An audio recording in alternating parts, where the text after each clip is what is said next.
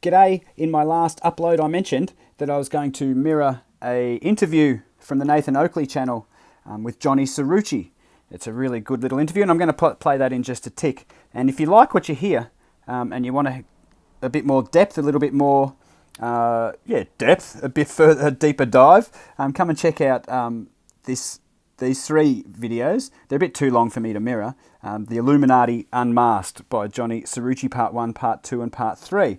But for now, I'll just give you a taste, because he pretty much touches on it all, but, skimming over the top pretty much of his research. So I'll play you this video, and if you like it and you want to know more, you can check out those three videos. And after this one, probably tomorrow, he did a follow-up interview also with Johnny Cirucci on the same channel, and I'll mirror that one tomorrow if all goes well as well. So sit back, have a listen. There's not much to look at, just some slides slipping by, but the information is pretty good. Some of it you'll know, some of it you won't. Please check it out and enjoy.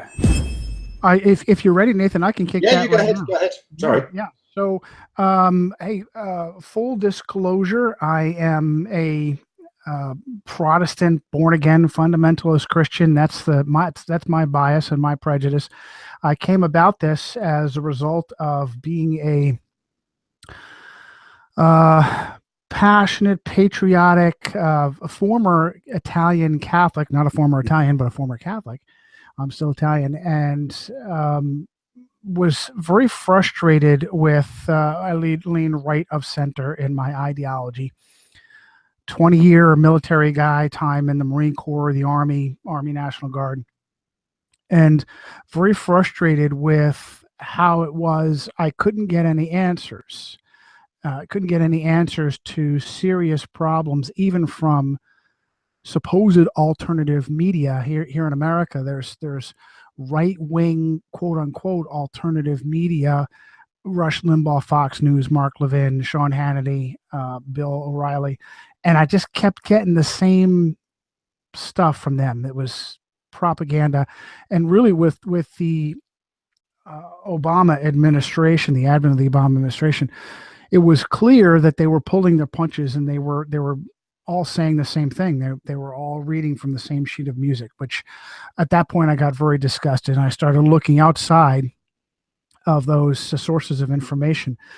And the first one to go to for someone that's trying to get better information, of course, you go to Alex Jones.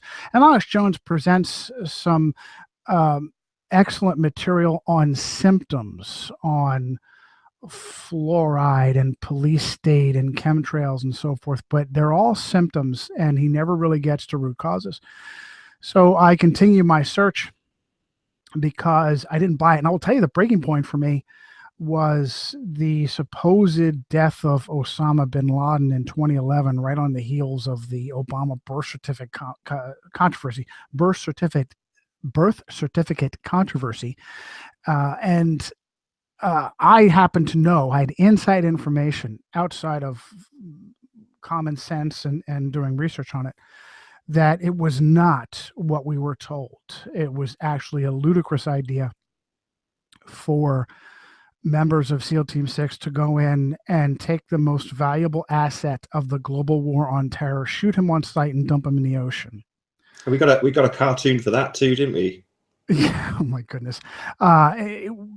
The whole thing was a cartoon. It was so fabricated. Here's how I knew we were being lied to. Official information, official photos were later acknowledged by those same official sources to have been faked.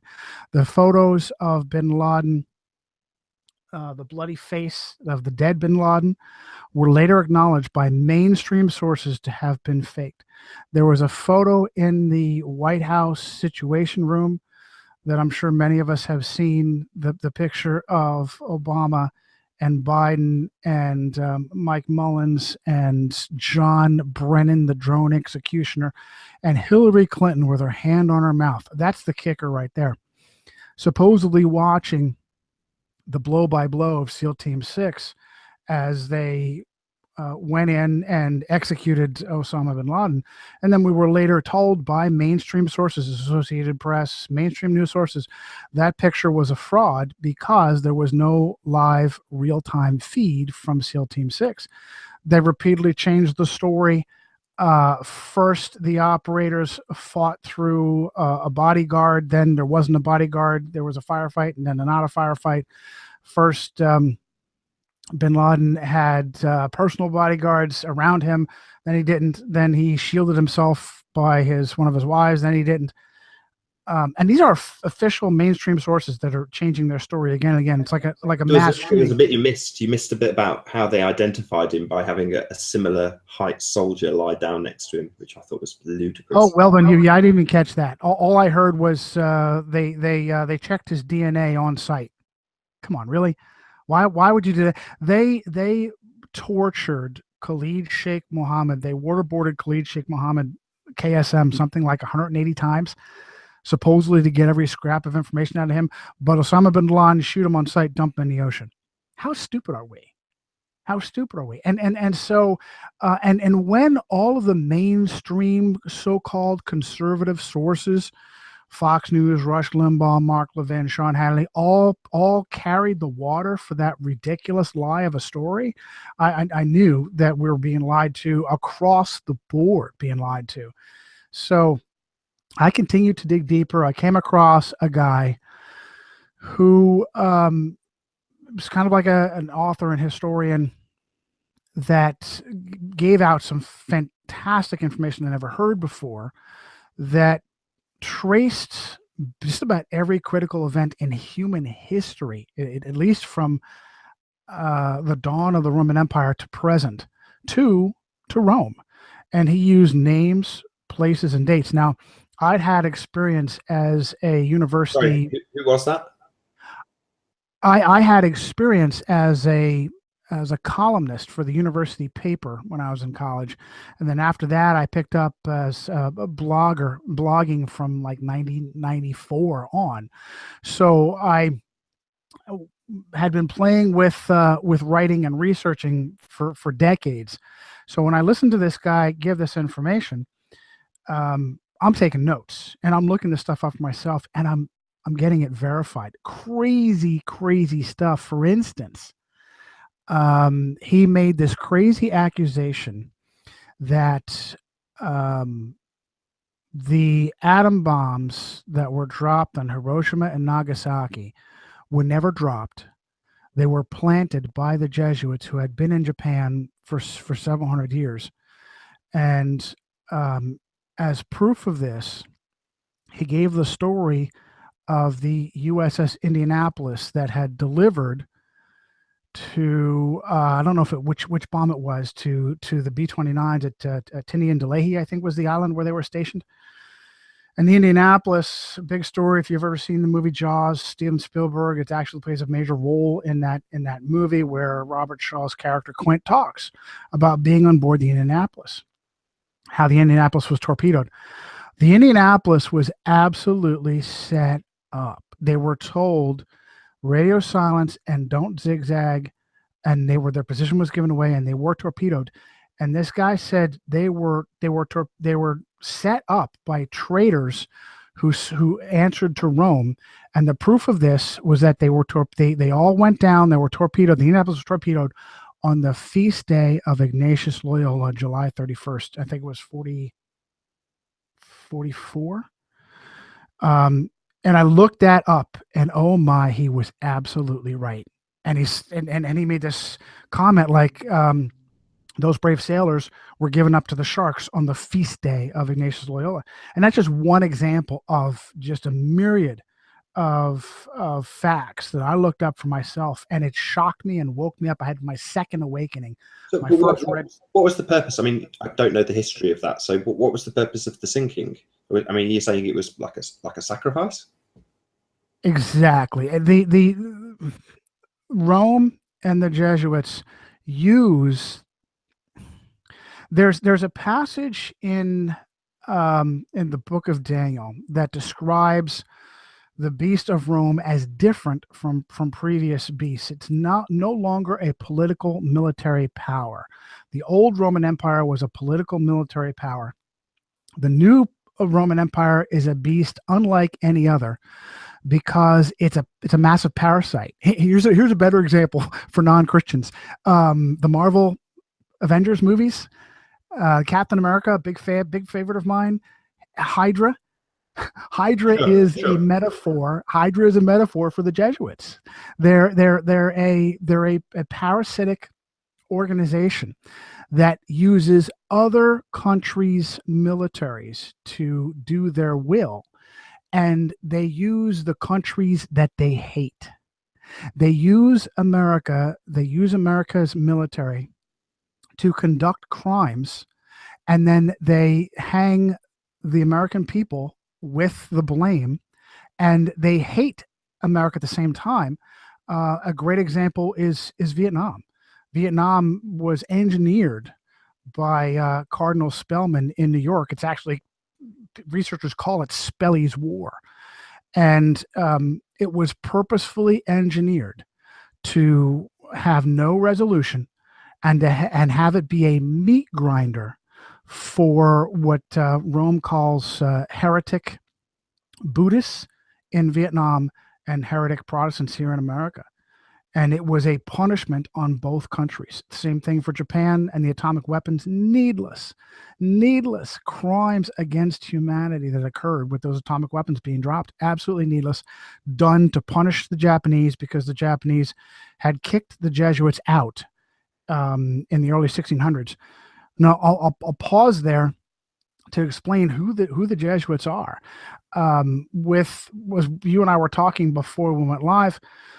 I'll go back to Judaism. Judaism, we Christians believe that Judaism was a religion, a series of festivals and sacrifices and do's and don'ts that was instituted to instruct man about sin and salvation. And then we Christians believe that the advent of Jesus of Nazareth was the Messiah, and he made that religion obsolete. And the interesting thing is that religion became a tremendous source of power, particularly for the Jewish people. Really is very much like any religion today, in that the Jewish people looked up to their priests as a very, very special position. There's no more terrible power than the power of condemnation or salvation over someone's soul. People will do and have done unbelievable acts because they felt their soul depended upon it to this very day. So along comes this radical rebel rabbi from Nazareth who says, okay, don't need the religion anymore. All you need is me. And as a result, the Jewish power structure colluded with their Roman oppressors and had him executed. And it's interesting that parallel also runs through to today. We have a collusion by well-placed Jewish traitors at the top, not the Jewish people, well-placed Jewish traitors at the top with the power, which is Rome. So at the death of Christ, we Christians believe that we're now free. We are the arbiters of our own souls. We control our own destinies spiritually. There's no more powerful freedom than that, and it's based on our understanding of Scripture. No longer did people rely on the whims of human beings. They went to a written document and said, no, we're guided by this. And it was very, very, very freeing. Within 500 years, first came a lot of persecution, both from Jews and Romans. And again, from Jewish leadership, not the Jewish people. And the Roman power structure. At one point, it was so bad that Nero took Christians and covered them in pitch and lit them on fire just to keep his gardens alight at night. Just evil. absolute evil. Well, the persecution changed with Constantine, who at the around 300 AD was a general trying to reunite the Roman Empire. He believed that he had a vision before the Battle of Milvian Bridge, where Jesus told him, "In this sign shall you conquer." And it's believed, I think it was Herodotus, that said that the sign in question was the Cairo, which is a monogram acronym. The P and X is Greek, kind of like an acronym for Christ and for Christians. And supposedly, Constantine put that monogram on the shields of his soldiers and was victorious at the Battle of Milvian Bridge. And within a few short years, he was the sole emperor of Rome. So things changed dramatically with Constantine as emperor. He stopped persecution of the Christians and kind of codified Christianity, made Rome a central point of power and authority. And by 538, the Emperor Justinian crowned the Bishop of Rome as the Bishop of Bishops. And so that's how you had the centralization of power in Christian authority in Rome.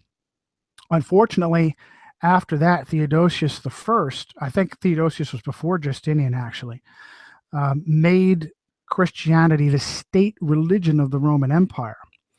Well, that caused some problems because the Roman Empire was very, very pagan. Pagan beliefs that went back through Greece, Egypt, all the way back to Chaldea and Babylon. So what happens to all these pagan beliefs? They were melded in Christianity in a syncretistic fashion, a mixing of the two. And not to offend our good Catholic brothers and sisters, but essentially that's why there are so many Roman Catholic beliefs that are different from Protestant beliefs. Protestants pride themselves on drawing their beliefs only from Scripture. In fact, they use the term for it, sola scriptura. There are so many beliefs that don't run with Scripture because their roots go deeper and further back. They actually go through Greece, Egypt, and Babylon. This whole idea of, for instance, the whole idea of venerating a mother and child over the child himself goes all the way back to Isis and Horus, the mother, the queen of heaven, and the messianic child. Further back than that goes to Nimrod, Semiramis, and Tammuz. So these ideas are actually pretty old, and that's what makes up a lot of Catholic beliefs. So there was a new power structure that again took over the role of religion. The priesthood was reinstituted. The Bible was buried. There was a single translation by Jerome in Latin, and it too was buried. The only people who were allowed access to this new Latin Bible were clergy. The common person was forbidden to know their own scriptures because buried in the scriptures was the concept that this religion was unnecessary. And this went on. There were protesters really immediately who had copies of these early scriptures and said, wait a minute, there's no such thing as purgatory. There's no need for a priesthood. We're not supposed to speak to the dead. We're not supposed to pray to angels. We're not supposed to venerate Mary any more than her being the blessed mother of Jesus, and not to give her status as co-redemptrix or co-mediatrix, as Rome does. And these people were immediately suppressed, brutally so, from the Donatists early in North Africa, all the way through to the Valdensians and Albigensians in northern Italy and southern France. As a matter of fact, one of the first crusades actually within 200 years. The first Crusades were at the in Urban, Pope Urban, the first Crusade around, I don't know, 1000 AD. By 1200 AD, Innocent III was anything but actually commenced a crusade against Christians, and this is a fact that has been erased by history. That we have this image of these brave soldiers, these brave warriors, in their white cloaks and red crosses, battling with this impressive Muslim enemy, and sometimes winning, sometimes losing. But there's another crusade that is little known, of these same brave warriors slaughtering women and children simply because they were Bible-believing Christians. And these protesters continue to hide out and suffer.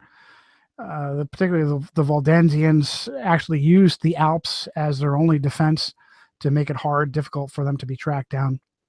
It wasn't until the advent of guys like Jan Hus in Bohemia and Czechoslovakia that Roman priests who had access to the Bible, who read the Bible for themselves, started to say, wait a minute, these things don't make any sense. You have an entire power structure that is unnecessary, that's obsolete, that Christ rendered obsolete on the cross. What happened to them if that's happening internally? They were executed. Jan Hus. That's what I assumed, but I thought might as well get clarity. Yeah, they were executed. Jan Hus, as a matter of fact, Jan Hus was tricked into having a diet with Inquisition authorities. As one of the things, Innocent III was also one of the founders of the Inquisition, and the purpose of the Inquisition was to kill Christians. They also ended up killing Muslims and Jews in the Inquisition, but their main target were Bible-believing Christians because they were the most dangerous.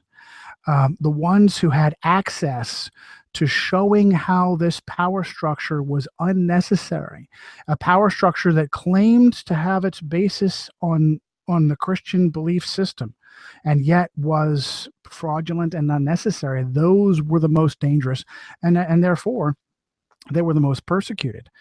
Jan Hus was tricked into he was given a guarantee of safe passage into his diet with the Inquisition authorities, and after they got him, they revoked the safe passage, arrested him, and burned him alive. And he actually mentioned Hus in Bohemian, the Bohemian tongue actually means goose. And there's this story that's really wonderful that his executioner mocked him on the gallows and said, now we will cook this goose. And Hus is reputed to have replied, in 100 years, a swan will fly higher than you can ever reach. And 102 years later, an Augustinian monk named Martin Luther was so repulsed by abuses of Catholic authorities that he wrote out a document against them and posted them on the doors of All Saints Cathedral in Wittenberg in Germany. And we're coming up on the 500th anniversary. That'll November 1st, 2017 will be 500 years of Augustinian monk Martin Luther doing that. And what he did, the popes were just tremendously corrupt. They lived like kings and acted like kings. They named themselves. The whole purpose of popes renaming themselves. You said were, like it was past tense. No, continue. Well, they were. It's much more difficult to pin down certainly high clergy with crimes, and yet low clergy in the Catholic Church, the problem with pedophilia is sickening and endemic, absolutely endemic. And not to get sidetracked, and we can go into this, but it is beyond criminal. I recommend the movie Spotlight with Michael Keaton, Liev Schreiber, some other folks in there. Great movie. The dude that played Hulk in the Avengers movies. Good movie that talks about one diocese in Boston, the Boston Diocese, that had 200 incidents of pedophilia by priests over a couple decades. Are you kidding me? And the unbelievable crimes that occurred by the hierarchy as soon as they realized that they had priests violating and raping small children, they covered up, protected those priests, and moved them to a new diocese where they could pray again and again and again on these children. It's monstrous, almost as if their intent was to cause as many victims of American children as possible. And I honestly believe that. It was continuous. It wasn't like they just moved them and then to this day. It just continued. To this day, you bet. So evil beyond measure. Now, back in the day, this behavior was openly conducted by popes. The Pope Leo X. Just before you go on, you've just said openly conducted. Now, given the current state of our news, that's quite interesting terminology. What do you mean by openly? I mean, for instance, the names that people should know who rule the world behind the scenes are not Rothschild, Rockefeller, Soros. Those are important names to know, but they're middlemen. As powerful and as wealthy as the Rothschilds are, the Encyclopedia Judaica said they're nothing more than the keepers of the Vatican treasure.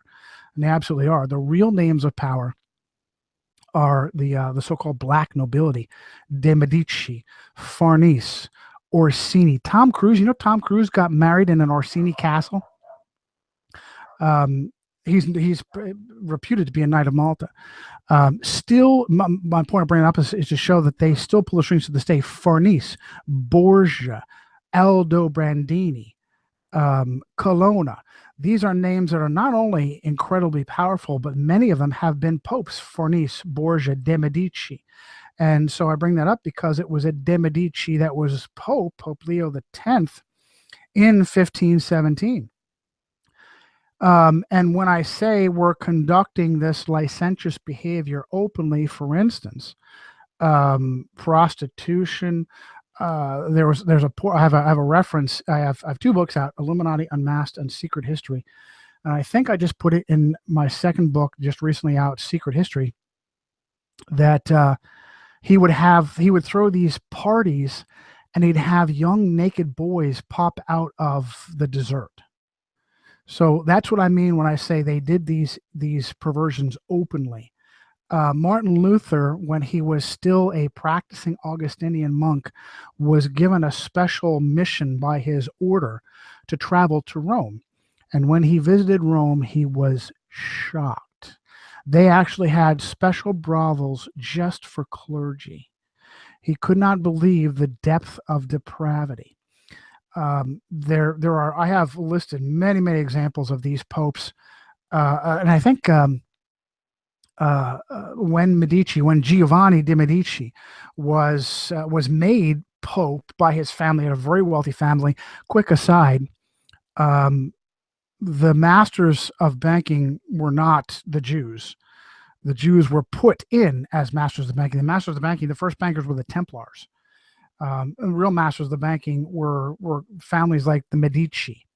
And the very term bank comes from the Italian banco, from the counter over which the Medicis conduct their business. So you mean like literal physical countertop is called the bank? Back in the day, the countertop that they conduct their business was banco in Italian. I did not know that. And that is where the term bank is derived from. As a quick aside, the Templars were knights in the service of the papacy. And if anyone wants to continue to trace themselves and say, oh, yes, we have the Templar tradition, well, that means you serve the Pope. They always have been. And they pretty much were suppressed and went underground. There's not they don't have a power structure. They have offspring. The Knights of Malta and the Jesuits carry on their traditions. But the Templars really created usury banking because that in part of Roman Catholic tradition, you had um, what's the word I'm looking for? Where religious adherents would travel to a sacred site, pilgrimage. You would have pilgrimages to the Holy Land. Well, Bible-believing Catholics don't subscribe to pilgrimages. We know that Christ puts the center of communicating with him in us. We don't have to go to a sacred site, but that's part of a deep and pagan ritual system. If you really want to make yourself right with God, you have to show him and prove him, have a pilgrimage to a special sacred site. So we had pilgrimages to the Holy Land, and there is the birth of Islam around 600 AD. Soon you had a Muslim caliphate that had control of the quote unquote the Holy Land, and began to close off these sacred sites to Christian pilgrims. And that was part of what instituted the reason behind Urban conducting the crusade, the first crusade, and the following crusade, several afterwards, to regain the Holy Land, which is absolutely unchristian. There's no need for it.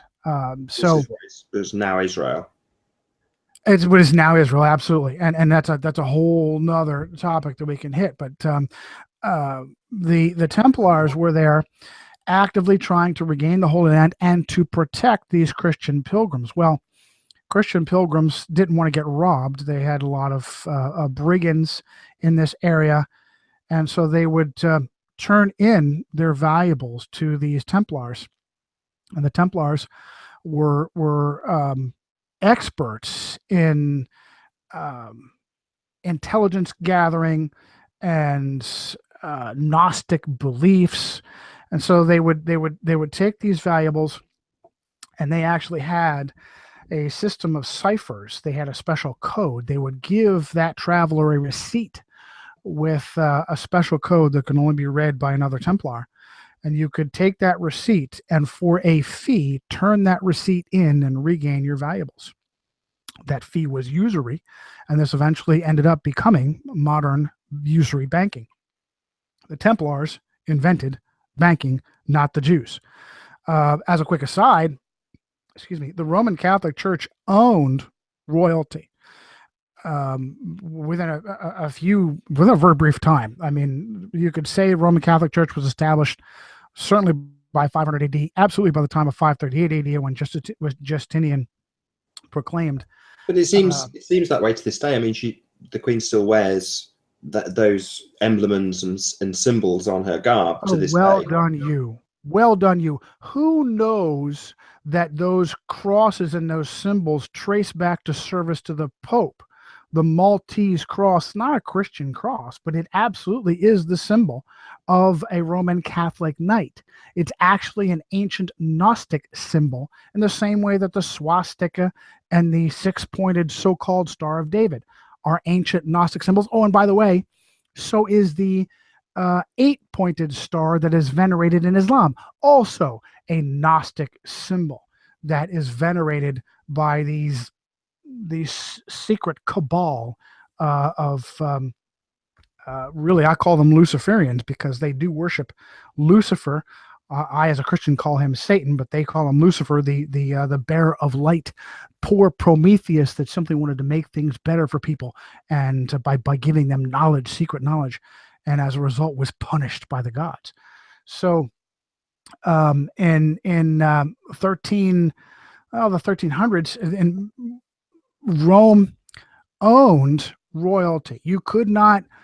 Well, Henry VIII couldn't even get a divorce unless he had the permission of the Pope. So you had, and this issue, for instance, it's known as investiture. And Rome had a system of subversives and emissaries. Roman Catholic clergy, this is also a problem to this day. When you have not just clergy, but devout Catholic laity, who is their loyalty to? Their loyalty is to Rome. And if Rome tells them to do something that's not in the best interest of their nation, They will do it if they're devout enough. This And, issue, and that loyalty is called investiture. Did you say? no. Investiture was a problem that many royals had in dealing with these cardinals and bishops. Cardinals and bishops were like landed gentry. They were like lords, and as a matter of fact, on purpose. It was, when you're a royal, the most important thing to you is staying in power. And in order to stay in power, you want to surround yourself with allies. And if you don't have allies, you need to make allies. So one of the ways you do that is to give someone land and a title. But if you've run out of land, go ahead. No, I follow you now. I didn't follow you now. I do. And I'm still fleshing that out for you. If you run out of land and titles, then you've got a problem.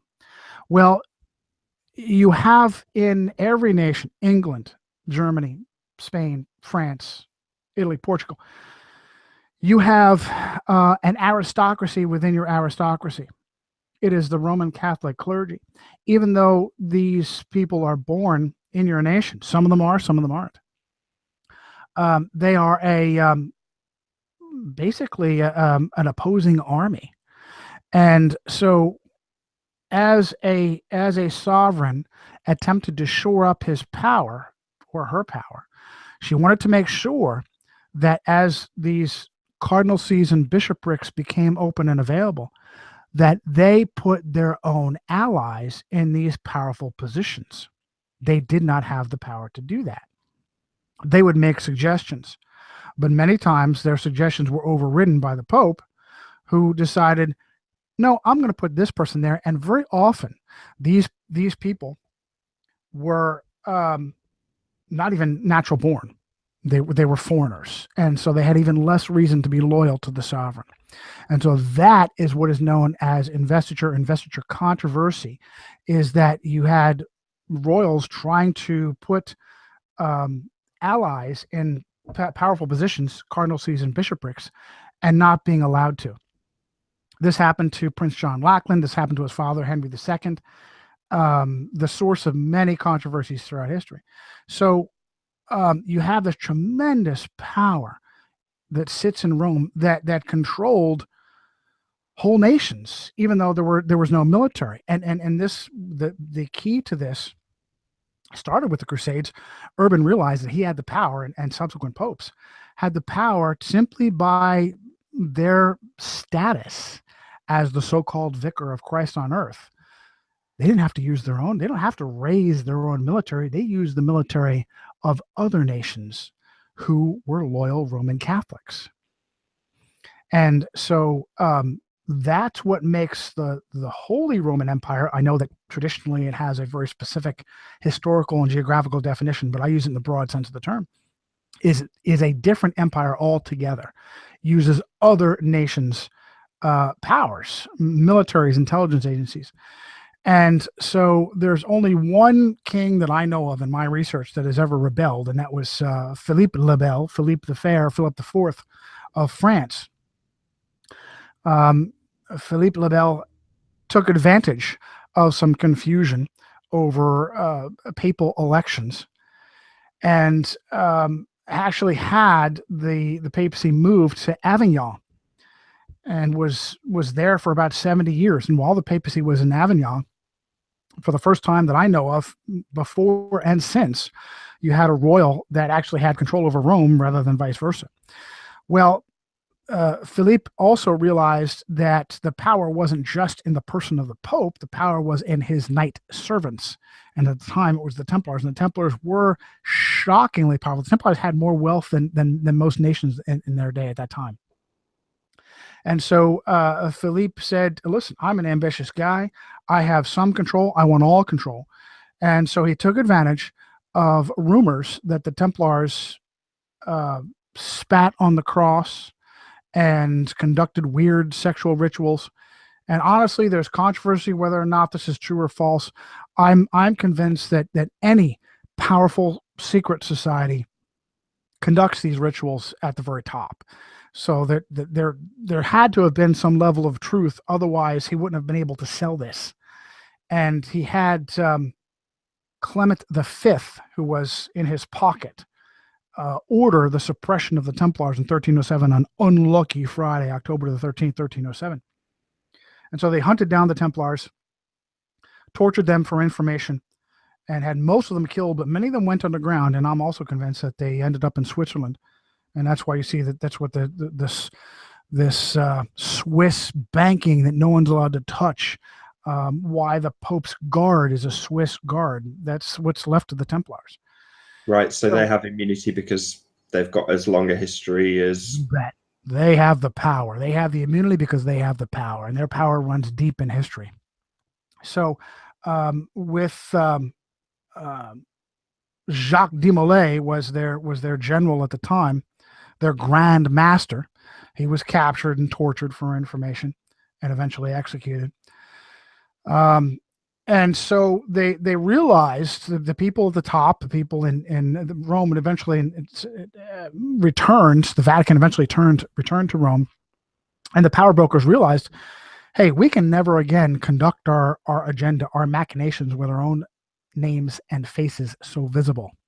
We have to have patsies and scapegoats. And it was with the suppression of the Templars that they learned to start using the Jews as patsies. And that's why we see so many Jewish names and faces. How much do you think Mark Zuckerberg is really the man behind Facebook? Is he the man behind Facebook, or is he the face behind Facebook?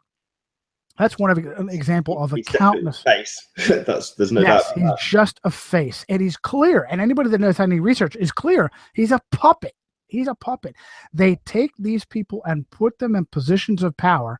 And the sick part about this relationship is they will always find Jews willing to betray their own people, willing to be targets for our anger and our ire in order to make sure that we're going out for the wrong target. Yes, they're partly responsible, just as the Freemasons are partly responsible. Not when I say they, and I want to be very, very clear. People who paint all Jews with a blanket brush are either diseased or part of the problem. You have a set number of people that happen to have Jewish lineage at the top. The solution to that is not another Holocaust. The solution, as a matter of fact, I have a tremendous amount of information on how the Vatican and the Jesuits created the Third Reich as part of this agenda, and transferred it to America to become the Fourth Reich. But this struggle for power is what was present with the suppression of the Templars, and then on into the 1400s and 1500s. And so you had these renegade protesters, Jan Hus and the Valdenses and the Albigenses, and oh my goodness, I'm trying to remember some other pre-Reformation martyrs. It'll come to me later, but they had access to the scriptures in their own tongue. And a great example is John Wycliffe Wycliffe. I want to say also, let me take a look just to get an idea of his time period. Bear with me. So I'm dealing with exact dates here. Wycliffe is, 1300s. I knew it was the same time period as suppression. 1300s. Wycliffe lived 1320 to 1384. Again, a Roman Catholic priest who had access to the scriptures and was shocked at the abuse of clergy in ways that were very, very un-Christian and unscriptural. And so John Wycliffe, brilliant man, professor at Oxford, began to just show up some of these abuses of power and authority by his own hierarchy. He had followers who adored him, and they would hand copy Bibles into English. They were known as Lollards. And they would take these hand copied Bibles and spread them. Wycliffe was an Englishman, spread them all over the English countryside. Well, this was extremely dangerous. And as a result, Wycliffe's Lollards and their hand copied Bibles were taken in by Catholic authorities and they were burned. The Bibles were burned. As a matter of fact, the Bibles were tied around the necks of the Lollards, and then they were burned alive.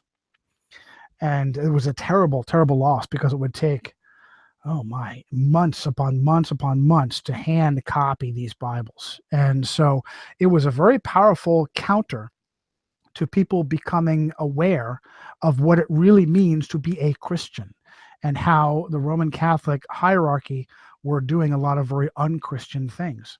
All you had to do was burn the evidence, burn the person and the scripture, the documents itself. This worked until 1487, I want to say, the advent of the movable type printing press, which was really put well into practice by Johannes Gutenberg in Germany. Johannes Gutenberg, prior to that, the printing press, you had to carve out in wood a master for every sheet. And of course, this takes a ridiculous amount of time. Well, you now had, with the movable type printing press, you take individual characters and put them in holders, and you build each sheet individually, and it dramatically reduced the amount of time to print something. So one of those things that can't be understated, really, because it's one of the biggest turning points in history. It's like the telephone or something else. And now information is made much more available to the common person. It was a tremendous blow to the aristocracy that had a single hold on information and knowledge. So you had people like Medici living. He was, I think he was actually bedridden with syphilis when he was made pope. He wasn't even a priest. That was done as an afterthought, because his father was was literally Lorenzo the Great Medici, who installed him first as a bishop, then as a cardinal. As a matter of fact, he was so young as a cardinal, he was not allowed to participate in the College of Cardinals because he was too young. He's like 14. And so talk about a corrupt system. So Medici lived like a king and spent money like water, and eventually had bankrupted the entire Catholic religion. And so people were starting. Wow, that's a big statement. That's a huge amount of money. Oh yeah. Oh, he's running out of funds. It's not an exaggeration to say that Pope Leo X, Giovanni de' Medici, spent himself out of wealth. So make that very specific, and that is accurate. He needed a new way to bring in wealth, and royals were starting to get wise to this idea of calling up another crusade, because it became a dodge. Popes would demand funds for a crusade, and then the crusade would never appear, and the Pope would spend the money, the wealth. And so rather than command another crusade, the Medici Pope said, you know what? St. Peter's here is in disrepair. I have a master plan to rebuild St. Peter's, and it includes Michelangelo Buonarroti, Raphael. As a matter of fact, Michelangelo actually spent time with the de Medicis. He was conscripted by the de Medici family before this occurred. So he said, I'm going to use my connections, and I'm going to just rebuild St. Peter's in a way that's just stunning. Now, again, very, very unchristian. Bible-believing Christians believe that Christ on the cross did away with sacred sites. There's now no longer a need for a massive gold inlaid sacred site. It's absolutely obsolete. We carry around our salvation and our communication individually. In fact, there's passages in Scripture where it explains that each individual believer is now a brick in the new temple. We make up the new temple. So it's absolutely obsolete. But that was a dodge that was used against people that were ignorant of what the Bible actually said. So how do you bring in money and this cost billions. Nathan, without exaggeration, what the renovation of St. Peter's was billions. And as a quick aside, absolutely pagan. There is a mirror image of St. Peter's in another city, sovereign city-state, Washington, D.C. In St. Peter's Square, you have a sunburst for Chaldean sun worship, and in the center of that sunburst is an Egyptian obelisk representing the phallus of Osiris. And across from the phallus of Osiris is the dome of St. Peter's, which represents the womb of Isis. You have the exact same layout in Washington, District of Columbia. A massive phallus, misnamed the Washington Monument, across from the Capitol OL Rotunda, which is the womb of Isis. And it was so clearly Roman that Washington, D.C. was called Rome, Little Rome on the Tiber. And then eventually it was renamed Little Rome on the Potomac. And then eventually it was just erased as being this spit mirror image of Rome, of the Vatican. So back to Medici, he needed money for the renovation of this very pagan institution. And he exploited his position as the vicar of Christ, and he exploited the ignorance of good followers, of good peasants, Catholic peasants, and used their fear of sin and damnation against them. He instituted a sin tax, and he instituted indulgences, which were payment for sin. He sent around hucksters and used car salesmen. At that time, his most vicious order were the Dominicans. And he sent around Dominicans. They were actually kicked out of most countries because most sovereigns will not allow their people to be subjected to this. I mean, like really Catholic nations, France, Spain, England, kicked them out. Unfortunately, Germany was the center of what was then the so-called Holy Roman Empire. And the emperor of the Holy Roman Empire was based in Germany, even though he himself was not a German at the time, was Charles V. And Charles V, what was Charles? He was not German. I want to say he was Belgian. What was he? Anyway, I'll cut through it. It was, I think it was French. Yeah, from the house of Valois Burgundy, which is actually from the Netherlands. So this is what they love to do this, by the way. They love to put people in power that have no loyalty to the people they're in control. They love to have outsiders be installed. And then again, we go back to this idea of investiture. And particularly in England, where you have the Archbishop of Canterbury as the most powerful position. And very, very frequently, not just we had these people installed that were loyal to Rome, they weren't even English, which ensured that they would be emissaries and subversives of the papacy and against the best interests of the royal. So you had these Dominicans going around and tricking the people out of fear, using literal parlor tricks with fire and like a play they would put on to frighten people about not just about their own souls, but also about the souls of departed loved ones. You had a very high infant mortality rate at this time in history. Wow, this all sounds so familiar. So you've got pyrotechnics and pilgrimages and children dying. I mean, you could transpose that over to today, literally. It is sickeningly, shockingly pertinent to today. Sickeningly, shockingly pertinent, and children being used as they're being used today. We have a corrupt, evil, vicious system that lives on the bodies of children, used as sex slaves and as sacrifices.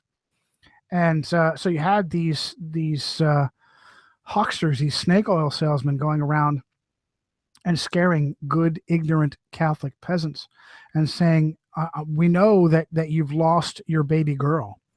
Your baby girl is in purgatory, an institution that has no basis in Scripture, by the way. If you really love your baby girl, you'll give me a year's salary, and I'll give you this sheet of paper that guarantees the Pope will pray your baby girl out of purgatory. She'll be released and to go to heaven. And really, really that sick. As a matter of fact, it was as a result of catching wind to this that the Augustinian monk named Martin Luther was so outraged at the antics of these Dominicans, particularly Dominican by the name of Johann Tetzel, who was putting on these shows and bilking good, ignorant peasants out of money they could not afford to lose. And in outrage, he wrote basically a treatise that had some like 95 paragraphs that were like bullet comments, and it became known as the 95 Theses, and each and every one was based on the outrage of the indulgences of cheating good, ignorant peasants out of their hard-earned money just to line the coffers of the Medici Pope. Now, interestingly enough, Martin Luther didn't even attack Leo X. He gave Leo X a pass and said, listen, I know that you're ignorant of this terrible abuse, and when you find out, you'll put your foot down. But I'm sure he was much more cynical than that. And it was also as a result of him being a priest and having access to the Scriptures. Well, this started quite a ripple, and it was a result of the movable type printing press that people who loved Martin Luther as a rebel, we all have that one or two, that professor who was actually a professor at the University of Wittenberg. We all have that fond memory of that one teacher that didn't fit in, was a true nonconformist, was like to rock the boat. Well, he had students that loved him, and he originally had posted 95 Theses in Latin. The doors of All Saints Cathedral in Wittenberg was really like a bulletin board, so it was really nothing that dramatic about it. When they caught wind of their beloved professor blasting this corruption and abuse in Latin, they stole it, they translated it into German, and they gave it to these publishers, these printers, and it papered the countryside. He eventually he was a couple of different ways he could have gone with this. He could have immediately denied what he had said. He could have tempered it, but instead he embraced it. It was not his intent to have it blow up, but once it did blow up, he was a man of courage, and he stepped up and said, it's right. It is an abuse, and there are people being victimized by this abuse, and I absolutely stand by it. He eventually did send copies to his own clergy in Germany and send copies to Rome. Unfortunately, they beat him there because of the how fast the movable type printing press was now working. As a matter of fact, I think the Gutenberg's press was Gutenberg was operating no more than 50 kilometers from Wittenberg. Just an amazing coincidence of time in history, 1487 to 1517. So he immediately was reproached by his hierarchy, who had some serious concerns about this, and obviously so they would, because he threatened the power structure. So they examined him at Augsburg. Cardinal Cajetan examined him at Augsburg, and he was scared. He went in and he prostrated himself laid face down. And yet, when he was questioned, he said, listen, my Lord, my Cardinal, I did not have a desire to cause dramatic problems, but I do ask that you reference Scripture and just show me where I'm wrong. And Cajetan was furious. I'm going to tell you you're wrong, and I'm going to command you revoco. You will recant what you have said and done, and that'll be the end of it. I'm not going to bandy words with you. And Martin Luther was a stubborn ass, and the last thing he needed to be said was, I don't need to prove to you that you're wrong. He actually had some disciplinary understanding. He started off as a lawyer. His father bankrupted the family to make him a lawyer, and he infuriated his father by becoming a monk instead.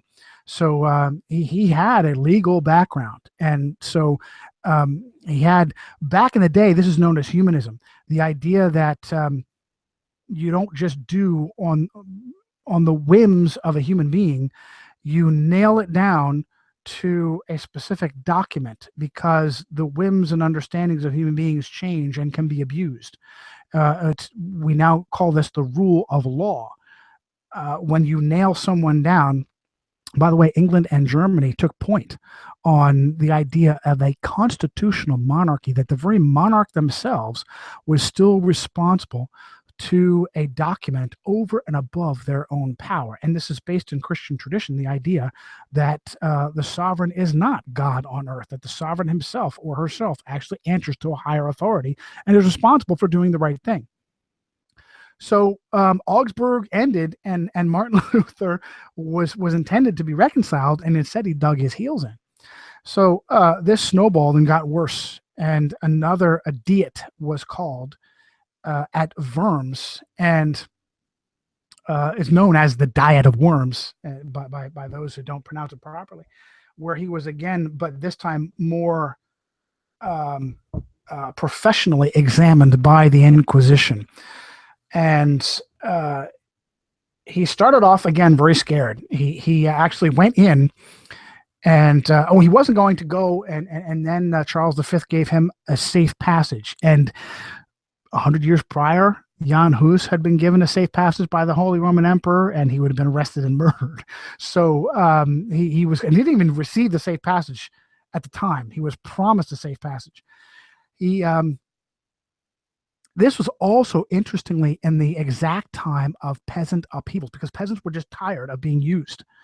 And so you had a more professional Inquisition, which sounds pretty terrifying. I mean, This is the power of the world, and they have the power to, when the trial is done, take you outside and burn you alive. And so it absolutely was a terrifying thing to undergo. And so when he was found, and Charles V was there in person, you had an inquisitional tribunal with the emperor in front of you. And so the first day he said, can I have a day to think about this? And they were like, well, what did you think we called you for? Why don't you have your answer ready? Amazingly enough, Cajetan and Charles granted him a day. And it was like the worst thing they could have ever done. He went in, he collected his thoughts, he got right with who he knew was his commander-in-chief, and he came back at the Diet of Worms and blasted the Catholic clergy for these corruptions, the indulgences. Now, they laid in front of him, he was a copious writer. He wrote libraries, and he was very precise. He said, listen, some of these things are personal attacks I wrote out of anger. Some of these things are expositions on the Bible that even my enemies acknowledge are good writings. And some of these things are exposés of corruption. These I stand by, and I ask to be shown how I'm wrong by Scripture. And otherwise, here I stand. I can do no other. And it was the second shot heard around the world. Well, he had a benefactor, an elector named Frederick of Saxony. Electors were like a Republican college that helped to put the emperor in power. So electors were very, very powerful. Frederick liked his upstart monk. And it was after Worms that even his own superior cut him loose. He couldn't take the heat. So he was no longer an Augustinian, but he was still a priest. And so, but Frederick III, and there is a story that's recounted in documents, how Frederick had a weird dream that scared him, that said that an upstart with a pen was going to have that write in such a way that the pen would grow to pierce the ear of a lion in Rome, and that Frederick himself and all of his aristocrats would try to break the pen, and it would become like an iron bar that they could not break. And it scared him. And within a day of having this dream, he was brought to this controversy in regards to his own monk, his own priest, Martin Luther, in his own diocese there. And so he had a connection to Martin Luther that Charles V at that time was young. I think he was only 25. And so he just wanted to appease Rome. He wanted to stay in power. Like all sovereigns, he just wanted stability. But Frederick was subtly working in the background to support Martin Luther. As a matter of fact, he had a jester that I think his jester's name was Fritz. And at the Diet of Worms, he had Fritz mock the cardinals with their pomp. And it was kind of showed where he stood. He got into Charles's ear, and actually the safe conduct arrived. And that's probably part of what bolstered Luther's courage to take the stand that he did, that he had the safe conduct, even if there was a chance it could be revoked. And he took a stand. Well, after Worms, and something else that happened that same night, by the way, I think it was like April 17, 18, 19, what was this? 15, 22, 23. That same night, a threat was made, 1521. A threat was made against the people in the Inquisition. A placard of a peasant's shoe was posted outside the courthouse. Well, what that meant, it was the sign of the Bundschuh. The Bundschuh was a peasant rebellion that had spread across. It'd be like using a Guy Fawkes mask. And oh my goodness, a Guy Fawkes mask come right from the Jesuits. Doesn't mean what people think it means today. But anyway, it was a threat. Say, hey, we love our priest. You touch our monk, and bad things are going to happen. So as a result, they honored the safe passage.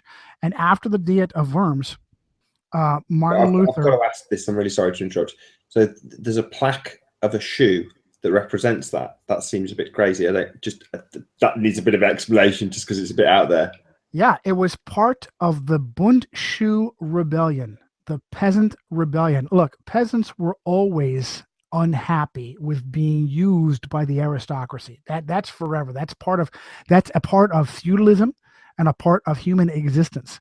But there are times when it gets so bad that they begin to rebel and revolt. And at this time in 1521, the Bundschuh movement was a revolt of peasants that threatened to overturn the feudalistic hierarchy of the entire empire, but particularly there in Germany. And so this was a threat made by secret cells of the Bundschuh rebels. And they posted this placard of a shoe saying, hey, you touch our priest and there'll be blood as a result. And it's just amazing, again, an amazing coincidence of these factors of history coming together at this time. We Christians feel that it's not coincidence. But anyway, after the Diet of Worms, Luther never made it back to Wittenberg. He was kidnapped. Fortunately for him, he was kidnapped by his own benefactor, Frederick the Wise, Frederick the Great, who said, you know what, this guy is dynamite. There's no way we're going to let this guy loose, because there actually were plots to have him assassinated. Not only that, but after the Diet of Worms, Charles V condemned him and anyone who supported him, and said they're criminals within the empire. Not only would they be executed, turned over to the Inquisition, but their property would be taken from them. Their wealth would be taken from them. And it's amazing that Luther lived to a ripe old age, a sign of his popularity with the people, because he was condemned after Worms by the emperor himself, and yet they never executed him because they were afraid of the people. And so Frederick didn't let it get that far. He kidnapped Luther, and put him up at Wartburg Castle. And he became a different person. He became Knight Sir George, Junker Jorg. And the problem is that while he was being safe and incognito, he had nothing to do, and it drove him crazy. Well, a humanist by the name of Desiderius Erasmus, who was also a Roman Catholic priest, but an honest one, had created some manuscripts based on the original Greek and Hebrew and not Jerome's Latin Vulgate. And as an honest linguist, he found that there were some serious problems even within the Vulgate. And he was a supporter of Martin Luther, but he wouldn't go as far as Luther's revolutions with the Roman Church. So he was kind of like a fence sitter. What Luther did was he asked Frederick for some help. Give me something to do. Get me some of Erasmus's manuscripts, and I will start to translate the Bible for the German people. And that's exactly what he did. It was probably the most important thing of his life. He spent that time at Wartburg translating the New Testament into vernacular German. He was so intent to make it readable to the common person, he would sneak out at night and listen to the conversations as this mysterious Sir George, just to make sure he got vernacular German correct. Translated the Bible from the Erasmus manuscripts from the Greek and the Hebrew, and that went again to the Gutenberg press, the movable type printing press. And this was what started the reason why we're talking, Nathan. Once you take this book, so you have an organization who say they are Christian, they have a massive power structure that relies on ignorance that is actually not really Christian. They have a hierarchy reinstalled of clergy that is unnecessary. This book that is the constitution of the Christian religion, that Christians can draw their beliefs from outside of the variation of human opinion, is now the most dangerous thing ever for this organization. Well, at this stage, though, am I right in saying, you have to excuse my ignorance if I am completely wrong about this, but the book that most people are presented with is kind of, it's been spun out of all, we're right up to the point where we've got Tyndale actually kind of going back and making the translations a bit more accurate rather than the kind of spin that everyone's presented with by the bishop. Well, that is why it was important for Erasmus to use that as the Greek and Hebrew manuscripts that were dated, rather than going back to the original. Right. Rather than Jerome's Latin Vulgate that had some inaccuracies and some concerns with it.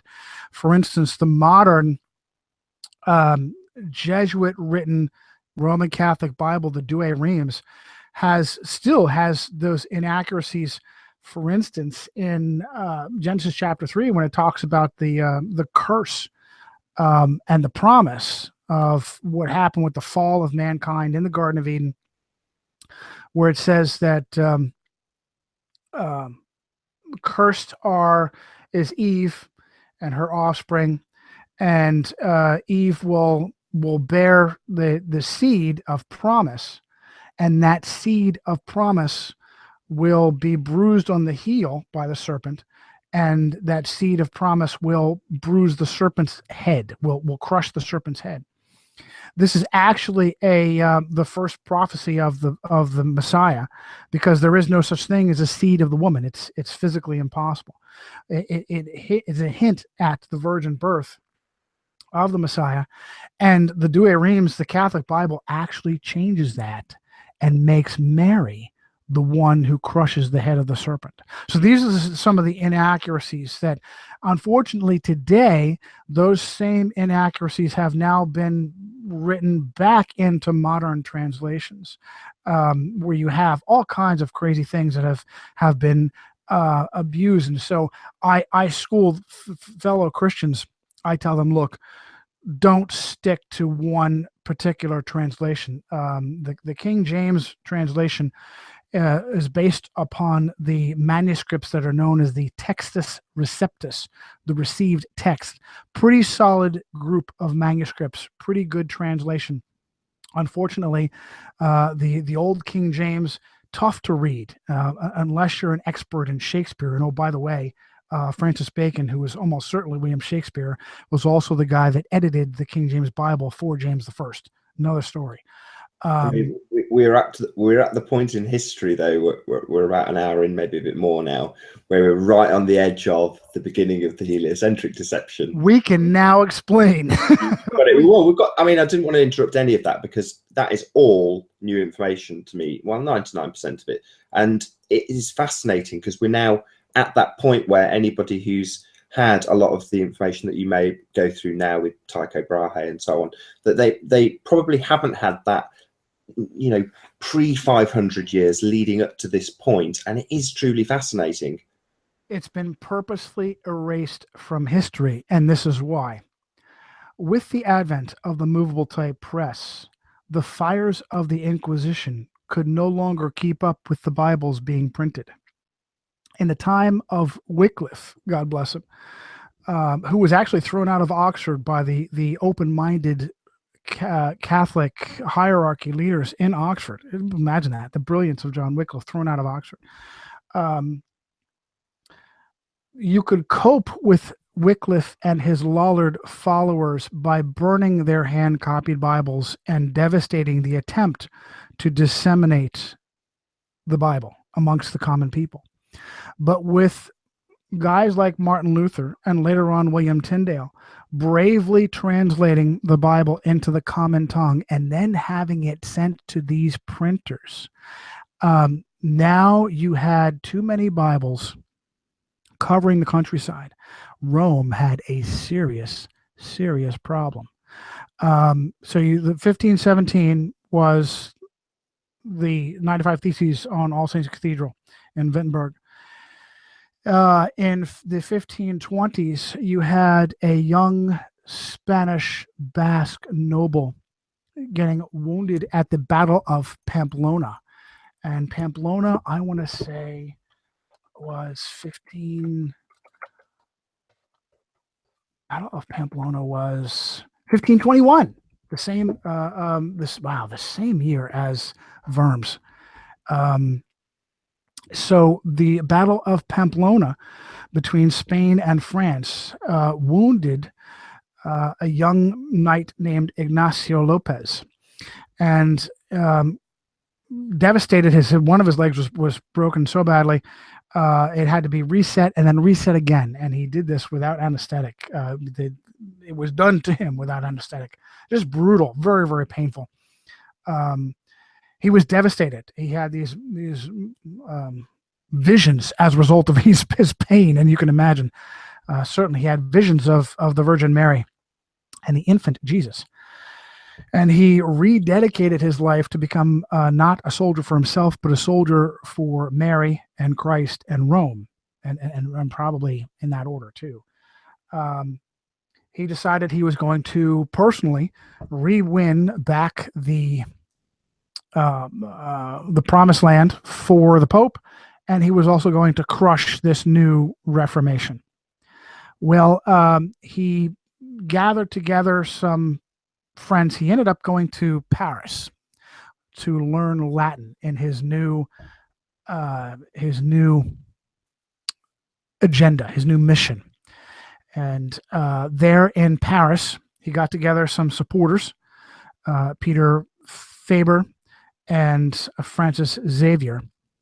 And in 1534, they instituted the Knights of the Virgin Mary, and with this agenda to crush this Reformation. In 1540, he stood before the Pope himself, Pope Paul III, and Paul III consecrated this order and gave it a more broad name. The Society of Jesus had a much better feel that way. So the Society of Jesus became the most dedicated now as a result of Ignacio Lopez as a noble is better known as Ignatius de Loyola. And de Loyola, as a result of his own personal journey, roughly around the same time, Martin Luther went through this period of trying to make himself right before God. And he was tortured by the idea that God was perfect and he could never be perfect. And it wasn't until he had a breakthrough in his personal faith, particularly from reading the book of Romans and the book of Hosea, that talks about you can never be righteous before a perfect God. What you must do is rely on grace. By grace you are saved, and this is not of yourself, it's a free gift. And this is a breakthrough for Martin Luther, where he really tortured himself to earn his salvation. And then he had this breakthrough. I can never earn it. It can never be earned. I have to go through life as a humble sinner and rely on the grace of Christ himself. Loyola never learned that. Loyola continued to work himself, and he brutalized himself. He went into a cave outside, I believe it was Montserrat. He placed his sword before the Black Madonna of Montserrat, very pagan, not very Christian at all, to dedicate his life to Mary and to the papacy. And then he put himself in a cave and brutalized himself, beat his flesh, starved himself, meditated to the point where he hypnotized himself. He came up with what is known as the spiritual exercises, the absolute destruction of individuality, to make himself an unstoppable smart weapon to be used by who he hoped was God and God's representative on earth, the Pope. Fortunately, it just didn't turn out that way. But that's the spiritual exercises.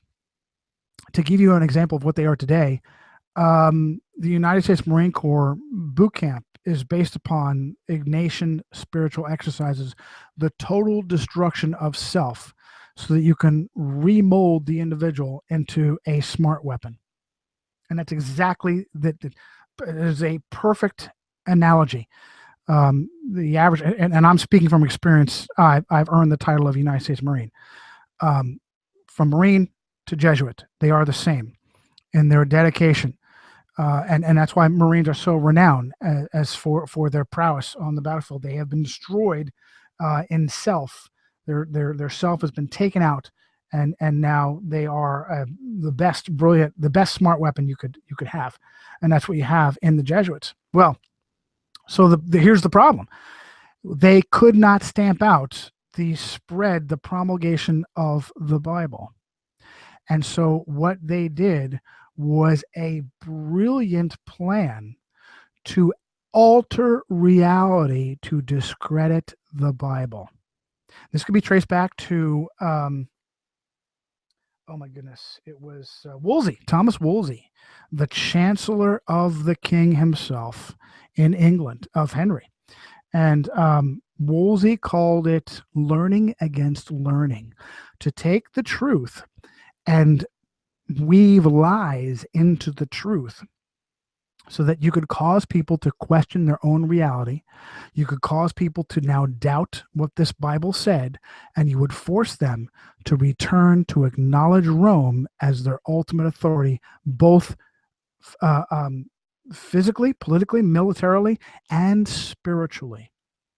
And this was the impetus for rewriting our reality. And then I go into great detail in the great video that we did with Mig, as well as my books, of explaining how Jesuits are at the forefront. Jesuits, the Vatican mathematician Nicholas Copernicus was the man who resuscitated the heliocentric idea of Pythagoras, who was venerated as one of the first Freemasons. And they use coincidence and optical illusion to start to bend our reality. The great example is, if you, what is a scientist? If you, and I love the way that that you guys, both you and Mig and Nora, now talk about scientism as a religion, and it absolutely is a religion where we have priests that we give up our knowledge. We accept whatever these priests tell us, and they use that and abuse that Einstein's theory of relativity is purposefully so complex that the layman can't understand it, because they want you to rely on your priests of scientism to know what your reality is. And they'll use optical not optical illusion, but just a coincidence of optics in vision. If you give up the idea that you are your own scientist, that you base your reality on your own observations, that you employ the scientific method, you make an observation, you create an hypothesis, you then try to break down your hypothesis and prove your hypothesis in an experiment in order to replicate your observation. You isolate the variables. And then if you're able to replicate what you have observed, chances are good that your hypothesis is accurate. You then turn this over to a peer of equal or better knowledge. They conduct same or similar experiments to verify, known as peer review, your observations and your hypotheses. If they concur, chances are good that your hypothesis is accurate. We as laymen don't do that. We as laymen rely on our priests of scientism to tell us what our reality is. You look up in the sky, and your observation is the sun and moon are the same size. The priest of scientism tells us it's just a coincidence. The sun is 400 times bigger than the moon, and just by coincidence, by optical illusion, happens to be exactly 400 times further away from us than the moon. Who are you going to believe? You're going to believe your own observations, or you're going to believe what the scientist, the priest of scientism tells you? Movement in the astral bodies. We're supposedly spinning at 1,000 miles an hour at the equator, moving at millions of miles an hour in the solar system, tens of millions of miles an hour in the galaxy, and hundreds of millions of miles an hour in the universe. And yet you look up at the North Star and it's right there. And there's no movement. What's going on? Why is all this movement and yet there's the North Stars right there? Oh, it's an optical illusion. It's a coincidence. It just so happens the North Star is so far away. We're really moving. It just appears that we're not moving. Who are you going to believe? You're going to believe your own observation, or you're going to believe the priest of scientism that tells you that?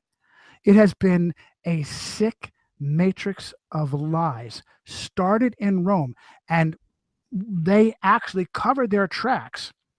They had their mathematician, Nicholas Copernicus, write his seminal work that uses these optical illusions to recreate, to refabricate our reality.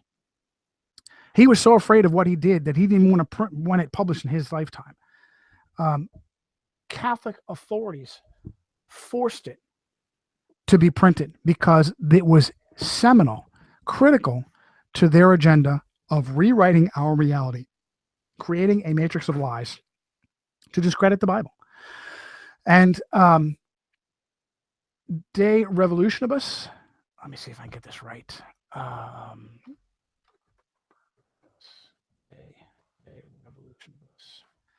De Revolutionibus Orbium Celestium, on the revolutions of the heavenly bodies, used optical illusion to rewrite our reality and go from quote unquote geocentric to heliocentric.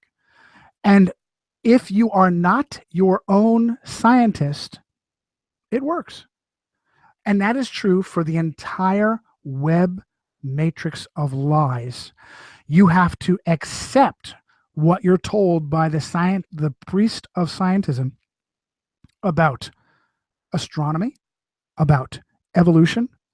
Evolution is doesn't even qualify as an hypothesis, as a verifiable hypothesis. It's not testable. It's not repeatable. It's not observable. The changing of one macro species into another macro species has never been replicated or observed. And yet it's taught with a white knuckle death grip in every school everywhere. That's the sick extent to how well the rewriting of our reality was done. And I can show you Jesuits in every corner. People are shocked to see how much there is Jesuit participation in archaeology, paleontology, astronomy. One of the first things the Jesuits did everywhere that they went was to become royal astronomers, to be the priests of scientism in that location. China, where they made their first breakthrough, Francis Xavier was one of the founders of the Jesuits. Never made it out of Japan. Wanted to go to China. Matteo Ricci was one of the first Jesuits, and immediately became the royal astronomer for the Emperor of China. Why? Because they wanted to be this priest of scientism, to tell the people what their reality, lie to them about what their reality was. And they continued to work this until we now accept this unbelievable lie as truth, because we don't verify it for ourselves. And that's one of the most awesome things about this movement, is it grew out of the idea of question authority. Question all authority. Question science, history, NASA, your college, your politics, your news media. They're all lying to you to enslave you. And it started in Rome, and that's who it answers to. And oh, by the way, we'll spend a few minutes when you want talking, and particularly in America, of how many people in America are Jesuit-trained Roman Catholics in key positions of power.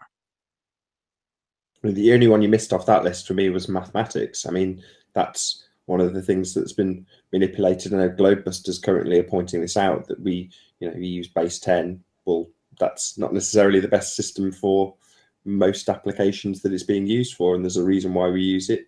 It's been put in place to deceive, like everything. As soon as you have a discipline that can rise above the common understanding, you have power over the people, and you abuse and exploit their ignorance. It goes right back to the birth of the Reformation, in this idea that people had to buy the souls of their dead children out of purgatory because they were ignorant of truth, of reality. That's not a Christian doctrine, and never was according to the Bible. Same thing about math. Sure sounds profitable, though. Like I said earlier, we've got pilgrimages at the moment. The current pilgrimage is to Mars. That's our current pilgrimage that we're funding. Nathan, it's as profitable as changing the data on global warming. It's as profitable as hoaxing paleontology. Are you kidding me? There are archaeological hoaxes. How can you ever be credited as true scientists anywhere when you have hoaxes or the purposeful changing of data to lie to the people about their reality? We should have had revolts instantly. And we're talking about the 1800s, when you have Piltdown Man, pardon me, being shown to have been a hoax of the so-called missing link. And you have now a Jesuit, Pierre Teilhard de Chardin, is now known to have been one of the key perpetrators of that hoax. How? Are you kidding me? So Piltdown Man was this so-called missing link where they had basically I think it was under or oversized human skull with monkey teeth basically inserted into it. It was there was a jawbone. Let me see if I can pull this up. It was a fabricated. Oh, and this is another part. Roman hierarchy are experts. Another very pagan doctrine is relics, and also a very profitable doctrine, relics. As a These result, are the altars of Catholic churches around the world, are they not? everywhere there is not an antiquated cathedral, Anglican, Catholic, now unfortunately I'm sure Lutheran as well. There is not a cathedral anywhere that isn't built on bones. It is a very, very pagan. It is nothing Christian. There's nothing Christian about having a sacred site that you have to pilgrimage to, whether it's your church down the street, your cathedral down the street, or it's going to Jerusalem. It's still a pilgrimage. And building that cathedral, that massive stained glass cathedral, on the bones of someone that you venerate. There's nothing Christian about it. It is absolutely pagan, and it's a method of control. So you have these relics, because the relics are so profitable. It's a business. It was a literal business for the Roman Catholic Church. They began to fabricate relics and became experts in aging bones. This information was critical to these hoaxes, so that you now had, well, we can even go into the whole controversy over dinosaurs. Dinosaurs were absolutely unknown before the 1800s. That's because it was an agenda to help rewrite our reality being done by frauds. And all you need is a few frauds in the know at the top and a massive bureaucracy who buys into the lie. And it's that easy. You have good people out there in the desert looking up these bones that you may have planted there and absolutely believing what they found was millions and millions of years old because you made it look like that. And this was intricately part of these anthropological hoaxes. As soon as you had a single anthropological hoax, there should have been an uproar. You are scientists. You shouldn't be anywhere near giving out false data to lie to the people. What agenda could a scientist possibly have at falsifying the fossil record? Makes no sense unless it was part of this Jesuit Roman agenda to rewrite our reality, to enslave us, to discredit the Bible, and make us eventually subject back to Rome, which we're subject to Rome anyway, we just don't know it. Right. So the profitable nature is always going to be key. And if you're the one dating the bones, you're the one who's got the price tag at your fingertips, I suppose. Absolutely. And what's worse, it is an insidious form of slavery, Nathan, because it's a mental slavery. We willingly put the chains on ourselves. It's much more serious than a physical slavery. A physical slave constantly seeks to free themselves. A mental slave doesn't know there is such a thing as freedom. And as a result, that's why the things that we do are so dangerous and so important, and why I'm concerned about agents of disinformation in our community, because we are dangerous to people who just all we're asking is be your own scientist. Question everything. As soon as someone why do you think doctors and lawyers use the language of Rome, Latin? Because they exploit their advantage of knowledge over you. If there's anytime someone has knowledge that I don't have, I do all I can to study up, to brush up, to learn their discipline, to see whether or not they're full of poop or not. whether it's doctor, mechanic, computer repairman, lawyer, at the bare minimum. You can't know everything, but in regards to a particular problem you have, don't trust anyone that has knowledge you don't have. It's human nature. And that's what's so wonderful about this movement. Question everything. Politicians, NASA, scientists, educators. No one has a truly altruistic, objective desire to give you the truth. Everyone has an angle. I have the angle of, I just happen to believe that the truth serves my faith, my Christian faith, that by outing the truth, it bolsters my beliefs, and therefore I'm on board. There's some nice examples out there of people in this particular arena, like Jaron of Jaronism, who say quite specifically, don't trust me, do your own research. And they're normally battling against people who are saying, trust this third party I have got this information from. Well, I absolutely heartily approve of that. We have to be our own. I have a problem anytime in my house. I have a medical problem. My wife is studying medical disciplines.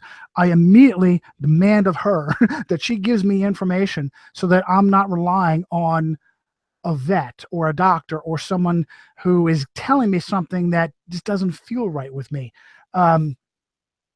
Chemotherapy creates almost as much cancer as it cures. That's a great example. And so much of it is terribly unnecessary. Wherever there is money or knowledge, there is corruption. And so absolutely recommend. Now, if you buy into my hypothesis, if you don't have to buy into it, you verify it. That's why I have 1,500 pages between the two books and 3,000 citations. In the end of every book, I have, if you get the digital version, the digital copy, they're hyperlinks. You go, turn this damn phone off. You go to the hyperlink and verify it yourself. Sorry. Can you rattle off maybe the name of websites and give us your book titles and things? Websites to use for this? Yeah, just go through your regular. I don't know if you go through like a regular plug that you just name off your books and things. Oh my, yeah, sure. JohnnyCirucci.com, JohnnyCirucci.com, JohnnyCirucci.com. Illuminati Unmasked was the first book. Secret History was the second book. They're both available on Amazon. I have a podcast, Resistance Rising, on Blog Talk Radio. Just go to JohnnyCirucci.com button on the air, click on the air button, and you'll see I've been blessed to have a tremendous number of interviews. And go for more interviews there. I am a fiery Italian and former soldier, so I'm a bit of a hothead. And when I get to be a hothead, I can kind of use salty language. So I bleep myself on my show, but I've gotten into trouble with devout Christians for that. I'm sorry, it's me. I'm Italian. I can't change who I am. So JohnnyCirucci.com, Illuminati Unmasked, Secret History, Resistance Rising on Blog Talk Radio. And on JohnnyCirucci.com, loaded with columns. I'm an idiot. Almost everything I do is absolutely free, and I'm about to go under. I'm about to have to get out of what I'm doing because it's all free. The good news is that books, it's free. So you can go to my website and click on any number of those columns that bears these out. And here's what I pride myself in. I also have two writers and researchers. They're excellent at doing this, Nathan. I try to have one or more hyperlinks to a reputable source in every single column. So as an example of my writing, online, it's just a straight hyperlink. In my writing, it's footnotes and endnotes. And so, example, can I give an example? Oh, sure. Well, I'll give examples like how it is that there are Roman authorities that secretly run and control all the nations, especially my United States. I will say something like, for instance, the Jesuits own intelligence agencies. Intelligence agencies are the most terrible enemies of any nation. The CIA, the FBI, the NSA are America's most terrible enemies. Not Al Qaeda, not ISIS, not Russia. The most terrible things to the American people have been done by our own institutions because they're owned by a malignant foreign entity. And it's now a matter of historical record to understand that the CIA is the greatest trafficker in drugs. It's not the drug pimp down the street on the street corner. The worst trafficker in drugs are our own institutions. The worst trafficker in human beings are our own institutions. I highly recommend top 4 movies. One of the top 4 movies I recommend, great Jeremy Renner movie, Kill the Messenger, about Gary Webb, the courageous newsman from the San Jose Mercury News, courageous reporter from the San Jose Mercury News, who broke the story about the CIA trafficking of cocaine and heroin and dumping it on American streets to destabilize our own nation. And it's a shame that Gary eventually got depressed and shot himself twice in the face.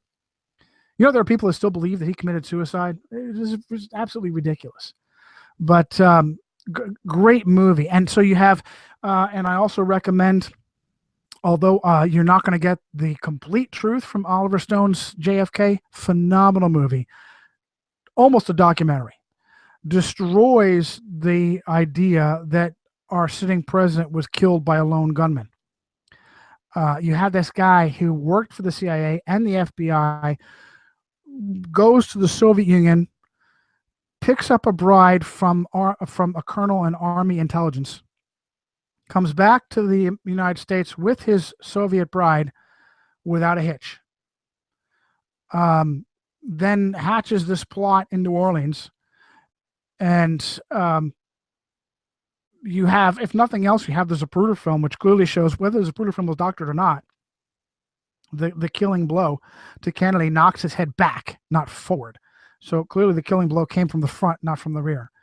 So really, anyone who is has an ounce of intelligence and is a serious researcher does not believe that Lee Oswald murdered John Kennedy. If Lee Oswald didn't murder John Kennedy, then there was a conspiracy.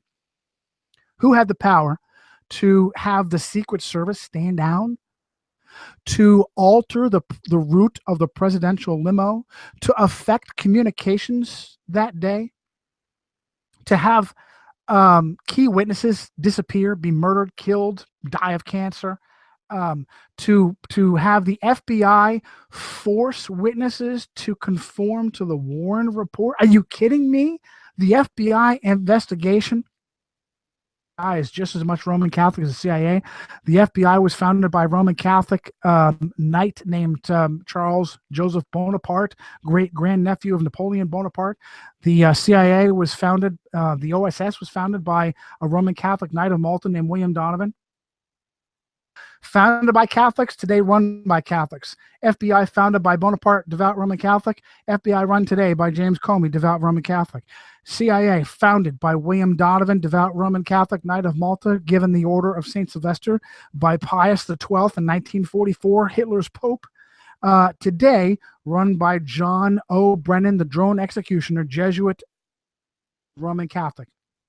John O. Brennan was sworn in not by Barack Hussein Obama, but by devout Roman Catholic Joe Biden on a constitution minus the Bill of Rights. This is the kind of stuff that I hyperlink to. For instance, great story from Yahoo News, which shows that's true. In these disinformation sites, you'll have somebody say something like, write something like, today, Vladimir Putin said he will arrest George Soros as soon as he steps foot in Moscow. and you'll see there's a hyperlink on the word Moscow. And if you click on the hyperlink to verify the story, it goes to a Wikipedia explanation about the city of Moscow. Whereas if I tell you, devout Roman Catholic Joe Biden, honored by the Jesuits in Scranton, swore in John Brennan on a Constitution, minus the Bill of Rights, you click on the hyperlink, not a modern, a mainstream source that verifies what I'm telling you. And so this is what I pride myself. Don't listen to me. Don't believe me. Go to my website, get my books, look up the footnotes, click on the link yourself, and verify it for yourself. We live in a Jesuit fabricated false reality to enslave you, to bring back feudalism, and to make you a slave to Rome, and we already are. It's a beautiful way to sum up, because I'm going to ask you one final question, which I normally reserve for the beginning of my shows, but I'm going to ask you right at the end. How did you find out Earth is flat? I'm a cynic. I'm a cynic, and just question, because I found all this other stuff out. I knew everybody else was lying to me. Why not NASA too? Why not scientists too? Everybody else was lying to me. And so I saw this flat Earth, and then I saw mainstream people, Barack Obama, cracking a joke about the flat Earth. What? If it's so ridiculously understood as fact, why are you cracking a joke about your opponents being flat earthers? Is there something going on? Is the Earth really flat? And so I examined. I refused to simply believe what quote unquote science told me. And I listened and started to see the Bedford level experiment, how Samuel Rowbotham conducted the Bedford level experiment based on the idea that water always finds its own level, and across a canal system of 6 miles was unable to find a discernible curvature. And according to what scientists tell us, it should drop, 6 inches every mile squared? So across 2 miles, it's supposed to drop like 36 inches. And across, and it continues on logarithmically, so that over long distances, you should see the horizon just disappear. It should not be there for you. And yet, we have the Suez Canal, almost 100 miles you can see across, no discernible curvature. And so I started to get shocked and say, oh my, they even lied to us about our very reality. And just because I knew I'd been lied to in everything else, I just said, "What? Sure, why not? Why not astronomy too?" It's really quite reassuring to know that Barack Obama's speech had that effect on you. It struck a chord, because it's there to bolster the ridicule against flat Earth. So for it to strike a light above your head, that's really reassuring. If you already acknowledge him as a mainstream source, as a regular guy, if you acknowledge Barack Obama as a popularly elected president who really runs things, then it won't even fly right over your head. You'll laugh and move right on. Won't even register with you. If you believe that Barack Obama is a puppet installed to mislead you, to be an instrument of an evil authority behind his back, then you critically examine everything he says. And it's the red pill. It's what makes us in this community so different. Why people think we're crazy, because we just don't trust what we're told. No, absolutely not. And with that, I'm going to say an absolutely massive thank you to Johnny Cirucci. It's been a pleasure having you on Flat Earth United Kingdom. It's been a distinct pleasure to be on with you, Nathan. I am at your service. I'm sure that there'll be questions from your community, your audience, and for as long as I have the ability to come back, this was a great experience for me. Loved it, and a great time for me too, with the time differential too. Superb. And to all of you who have joined us live in chat, thank you very, very much for being here. I've been Nathan Oakley. I'll see you all in the next video.